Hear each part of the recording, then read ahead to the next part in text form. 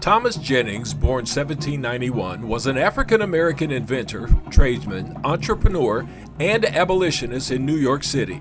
He was the first African-American patent holder in history, being granted the patent in 1821 for his novel method of dry cleaning. Jennings began experimenting with different solutions and cleaning agents. He tested them on various fabrics until he found the right combination to treat and clean them. He called his method dry scouring, a process now known as dry cleaning. Marie Van Britten Brown, born in 1922, was an American nurse and innovator. In 1966, she invented a video home security system along with her husband, Albert Brown, an electronics technician. They applied for a patent which was granted in 1969. The crime rate in her neighborhood was very high, and inspired by the prolonged length of time it took police to arrive at her neighborhood, Brown invented the first home security system. Their invention consisted of 4 peepholes, a sliding camera, TV monitors, and microphones. The cameras could go from peephole to peephole, and the cameras were connected to TV monitors inside their home, allowing them to see exactly who was at their door without having to actually open the door. The microphones also allowed them to speak to whoever was outside. Can you say ring?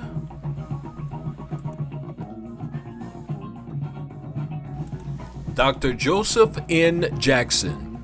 He holds 6 U.S. patents for telecommunications and fertility prediction inventions. Jackson's first patent was for his contribution to a V-chip device that allowed users to block selected content on cable television. This type of technology is commonly used for parental controls. Another one of Jackson's patents was for a biorhythmic cycle indicator, which was a personal fertility predictor. Jackson also holds several patents in the area of air traffic security and tracking systems. Born Sarah Breedlove, Madam C.J. Walker was an American businesswoman and philanthropist who was one of the first African-American female millionaires in the United States.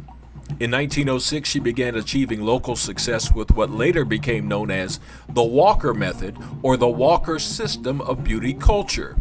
She continued to develop her business by traveling across the United States and providing career opportunities and economic independence for thousands of African American women who otherwise would have been consigned to jobs as maids, cooks, laundresses, and farmhands. In 1913, she expanded internationally when she visited the Caribbean and Central America. By 1919, she had claimed 25,000 active Walker sales agents. Finally, George Speck was born in 1824. He grew up in upstate New York and, in the 1850s, was hired at Moon's Lake House, a high-end restaurant that catered to wealthy Manhattan families. A regular patron, though, always called him Crumb, and he became known as George Crumb. His sister, Kate Wicks, had sliced off a sliver of potato one night, and it inadvertently fell into a hot frying pan. She had let Crumb taste it, and his enthusiastic approval led to the decision to serve the chips.